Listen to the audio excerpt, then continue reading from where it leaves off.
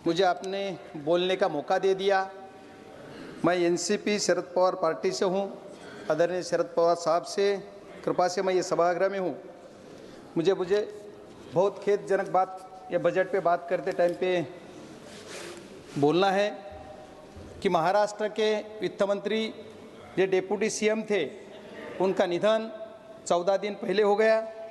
इस सभागृह में सदस्य थे। पहले मैं उनको भावपूर्ण श्रद्धांजलि अर्पण करता हूं। और माननीय अध्यक्ष जी, मैं सन 2026-27 या अर्थसंकल्पावर बोलण्याची संधी दिल्याबद्दल आपले मनपूर्वक आभारी आहे। महोदय, यावेळच्या अर्थसंकल्पामध्ये सरकारचा कोणता स्पष्ट दृष्टिकोन, ठोस धोरण किंवा देशवासियांसाठी काहीतरी करण्याची ठाम इच्छाशक्ती दिसून येत नाही। हा अर्थसंकल्प घाईघाईत कोणताही सखोल विचार न करता जमिनीवरील वास्तव्यानं समजून तयार करण्यात आलेला नाही। नेहमीप्रमाणे यालाही अर्थसंकल्प न म्हणता सरकारचा आणखी एक जुमला बजेट म्हणणे अधिक योग्य होईल। महोदय, मी या सभागृहापूर्वी काही महत्त्वाचे मुद्दे मांडू इच्छितो।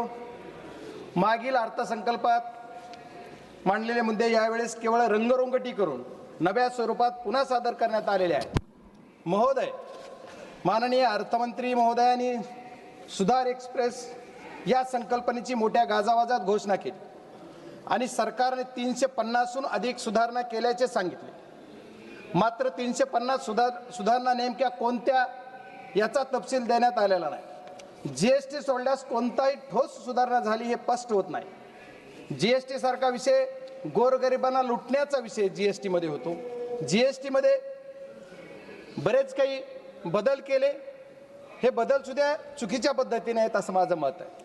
महोदय, जीएसटी बाबत सांगायचे झाले तर हा कर घाईघाईत रात्री 12 वाजता घंटा नांद करत लागू करण्यात आला। विरोधकांनी वारंवार सूचित केले ही सर्व संबंधित चर्चा करून विचारपूर्वक हा कर लागू करावा, पण सरकारने कोणतीही सूचना मान्य केली नाही। आज सरकार स्वतःच्या चुकीच्या निर्णयामुळे निर्णय झालेल्या अडचणी दुरुस्त करण्याचा प्रयत्न सुधार एक्सप्रेस या नावाखाली करत आहे। माझा सरकारला थेट प्रश्न आहे की तुमच्या चुकीच्या जीएसटी धोरणामुळे ज्या व्यापाऱ्यांचं, उद्योजकांचं आणि सामान्य नागरिकांचं नुकसान झालं त्या सर्व लोकांना सरकार नुकसान भरपाई देणार आहे का?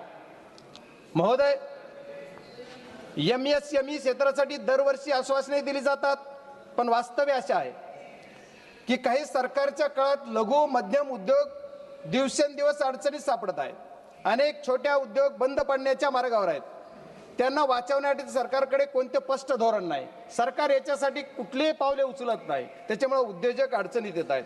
आपल्या देशातील उद्योजक सक्षम आहेत, पण सरकारच्या चुकीच्या धोरणामुळे ते आज अडचणीत सापडलेले आहेत। उत्पादन क्षमता असूनही बाजार व्यवस्थेसाठी ठोस धोरण नसल्यामुळे देशाची उत्पादकता कमी होत आहे आणि परिणाम भारत हा फक्त एक मोठा उपभोक्ता देश होत आहे आणि याचा फायदा परदेशी देश घेत आहेत। हीच सरकारची नीती आणि नियत म्हणावी लागेल। माननीय अध्यक्ष महोदय, सरकारने बरेच काही धोरण राबवले। मागच्या काळामध्ये सरकारने या देशामध्ये साखर उद्योगासाठी इथेनॉल प्रोजेक्ट उभारण्यासाठी इंटरेस्ट सबमिशन स्कीम राबवली आणली। इंटरेस्ट सबमिशन या नावाखाली करोडो रुपयाचे प्रोजेक्ट उद्योजकांनी उभे केले, साखर कारखानदारांनी उभे केले आणि त्याचा परिणाम काय झाला तर मागच्या 2 वर्षापूर्वी 7 डिसेंबर 2023 ला रातोरात एक 2 वळीचं पत्र काढलं आणि सांगितलं इथेनॉल प्रोडक्शन बंद करा। माननीय अध्यक्ष महोदय, आपके माध्यम से मैं अर्थ मंत्री जी के कहना चाहता हूं कि अध्यक्ष अर्थ मंत्री जी ने ये करने से जो उद्योजक है उनका कितना घाटा हो गया, ये कभी सभागृह को बोलना चाहिए, देशवासियों को बोलना चाहिए। परिणाम क्या हो गया तो ये देश के जो किसान है, किसान का जो माल पैसा मिलने वाला था, किसान का पैसा उनको कम मिल गया क्योंकि ये रातों रात बंद कर दिया। ये बहुत बड़ी बात है। इथेनॉल प्रोजेक्ट 200, 400, 500 करोडचे उभे केले, आणि 500 करोडचे इथेनॉल प्रोजेक्ट उभे केले, तर त्याचा इंटरेस्ट सबमिशनची जी स्कीम आहे त्याच्या ती बंद तर झालीच, पण त्यांचं जे इंटरेस्ट सबमिशनचं जे पैसे आहेत जे सरकारनं वाटायची हमी दिली, 2-2, 3-3 वर्ष त्यांचे पैसे मिळत नाहीत, ही सरकारची नियत उद्योजक संपवायची आहे असं माझं मत आहे.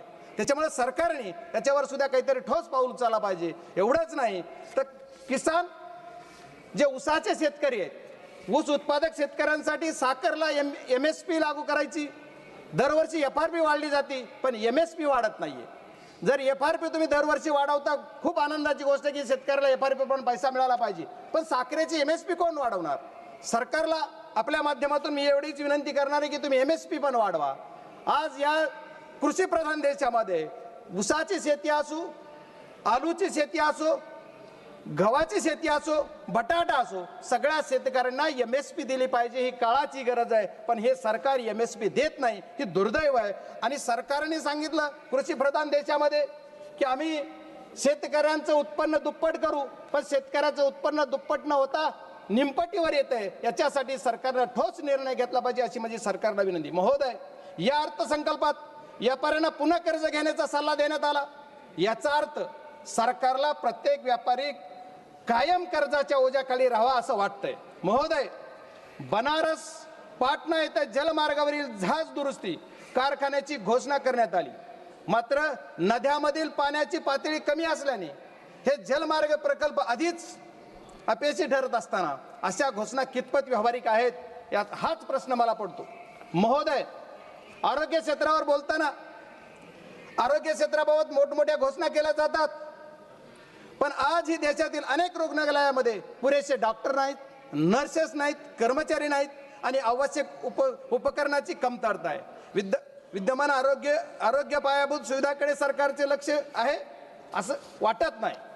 कारण माझ्याच मतदारसंघातील बीड जिल्ह्यातील अंबाजोगाई येथे स्वामी रामानंद तीर्थ ग्रामीण रुग्णालय वैद्यकीय महाविद्यालय हे 5 ते 6 जिल्ह्यामध्ये एकमेव आधार आहे. दररोज जिथं 2,500 ते 3,000 रुग्ण OPD साठी येतात, पण तिथे आज ही डॉक्टर, स्टाफ, नर्सर, कर्मचारी यांची आवश्यकता असून व उपकरणे तीव्र कमतरता आहे. त्याच्यामुळे सरकारने नवीन घोषणा करण्याऐवजी आधी उपलब्ध असणाऱ्या पायाभूत सुविधा सक्षम कराव्यात अशी मागणी मी या सभागृहाच्या माध्यमातून माननीय अर्थमंत्र्यांच्या माध्यमातून सरकारला विनंती करतो की माझ्याकडं हे जे माझ्या जिल्ह्यामधलं रुग्णालय, या वैद्यकीय महाविद्यालयामध्ये ज्या पूर्वी 50 विद्यार्थ्यांचा स्टाफ होता त्याची मर्यादा वाढवली, 50चे 100 केले, 100चे 150 झाले, पण स्टाफ मात्र जे नर्सेस जे डॉक्टर्स जे आहेत ते फक्त 50 प्रमाण आहेत. आज 150 संख्या जर झाली असली विद्यार्थ्याची आणि OPD पहिली जिथं 500 होती तिथं आता 5,000 OPD झाली, पण तिथला तुमचा जो स्टाफ आहे ते वाढत नाही. त्याच्यामुळे औषधाची कमतरता आहे. त्या समितीचा अध्यक्ष पण मी जिल्ह्यात आहे, पण त्या समितीचा अध्यक्ष असताना सुद्धा मला तिथं सांगितलं जातं की औषधं नाहीत. याच्यासाठी सुद्धा सरकारनं गांभीर्यानं बघितलं पाहिजे असं मी सरकारला विनंती करतो. या अर्थसंकल्पातील सर्वात हास्यास्पद बाब म्हणजे शहरी आर्थिक क्षेत्र क्रमांक 39 तब्बल 11 वर्षांनंतर सरकारला Tier 2 व Tier 3 शहरी देशाच्या प्रगतीत योगदान देऊ शकतात हे कळले. याचा अर्थ गेली 11 वर्ष नागरिकांना शहरी नागरिकांना दुय्यम दर्जाची वागणूक देण्यात आली, हीच सरकारची अप्रत्यक्ष कबुली आहे. महोदय, माझा जिल्हा तसा विचार केला किंवा मी ज्या जिल्ह्यातून येतो तो जिल्हा ग्रामीण भागात आहे. महोदय, माझ्याकडे माझी जी ओळख आहे कि किसान का बेटा बोल के मेरी पहचान है, इसलिए मैं रिक्वेस्ट करता हूं सर की शेतकऱ्यांना न्याय मिळाला पाहिजे. कृषी प्रधान देशामधल्या माझ्या शेतकऱ्यांना न्याय मिळाला पाहिजे ही माझी मागणी. काजू आणि चंदन अशा सर्व चर्चेला उल्लेख अर्थसंकल्पात करण्यात आला. काजू हा सर्वसामान्यांच्या आवाक्याबाहेर आहे आणि चंदन उत्पादक दक्षिण भारतातील शेतकरी आपल्या मालाच्या विक्रीसाठी त्रस्त आहेत. ही किती लाजिरवाणी घटना आहे की आपल्याला जे तुम्ही लावायला सांगताय, प्रोत्साहन देताय आणि परत पुन्हा माल विक्रीला तुम्ही चालना देत नाही किंवा माल घेत नाही, ही अत्यंत खेदजनक बाब आहे. माननीय महोदय, माझा जिल्हा ग्रामीण आहे, माझा मतदारसंघ ग्रामीण भागाचा येतो. ग्रामीण भागाच्या ह्याच्यासाठी आपण जर विचार करायचा झाला तर आमच्याकडे आमच्या महाराष्ट्राचे मुख्यमंत्री महोदयांनी 14 ते 19 या काळामध्ये सरकार होतं त्यांचं, त्यावेळेस त्यांनी वॉटर ग्रेड ही योजना मी माझ्या बीड जिल्ह्यासाठी आणेल अशी एक घोषणा केली. पण आज तब्बल 11 वर्ष झालं तरी पण काहीही नाही. माझ्या या जिल्ह्यासाठी वॉटर ग्रेड नाही, पण आहे त्या प्रोजेक्टमधून पाणी द्या. गावोगाव ते पाणी आलं पाहिजे. माझं उजनी धरणातलं पाणी आमच्या मांजरा धरणात आलं पाहिजे. मांजरा धरणाचं पाणी जिल्ह्यात फिरलं पाहिजे. याच्यासाठी लागणारा निधी माननीय अर्थमंत्र्यांनी या बजेटमध्ये माझ्या जिल्ह्याला द्यावा, ही माझी विनंती आहे. महाराज अध्यक्ष महोदय, लखपती दीदी योजना केवळ निवडणुकी पुरती केंद्रीय घोषणा ठरली आहे. देशातील महिलांच्या सुरक्षेचा प्रश्न मात्र अजूनही त्यासाठी सरकारचं कोणतंही ठोस पाऊल नाहीये, कुठलं धोरण नाही. महिलांसाठी अन्याय, महिलांसाठी अत्याचार, दर दिवस रेप्स एवढे प्रकार घडतात. सरकार त्यांना कुठं ठोस असा निर्णय घेऊन त्यांना संरक्षण देत नाही. महोदय एवढेच नाही तर सरकारच्या बऱ्याच योजना आहेत. आता अर्थमंत्री गेलेत, मला त्यांना विचारायचं आपल्या माध्यमातून की सरकारची PMGSY म्हणजे ग्रामीण विकास या अर्थसंकल्पात प्रचंड कमतरता आहे. सर 2 मिनिट में कंक्लूड करता हूं प्लीज. PMGSY नावाची योजना जी सरकारची आहे, या PMGSY योजनेचा टप्पा 3 एकाही कामाला मंजुरी नाही. आज 2 वर्ष मी खासदार होऊन झाले, एकाही कामाला मंजुरी नाही. 1 single work no sanction. Sir इसलिए मैं कहता हूं कि सब जल्द से जल्द ये देना चाहिए. सर सरकार की और एक घोषणा है, हर घर घर जल और नल. ये योजना के अंदर 50 करोड़ रुपया पिछले बजट में से खर्चा नहीं हुआ और मेरे जिले के अंदर 1 रुपया ही नहीं दिया. सर क्यों?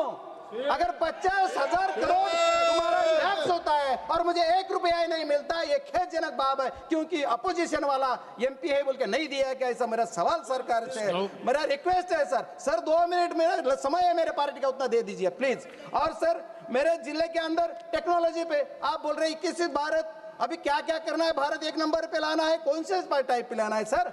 ये टेक्नोलॉजी के क्षेत्र में मेरे अर्थ संकल्प है, इसमें मेरा जो जिला है, जिले के अंदर sir 2 minute sir please 2 minute.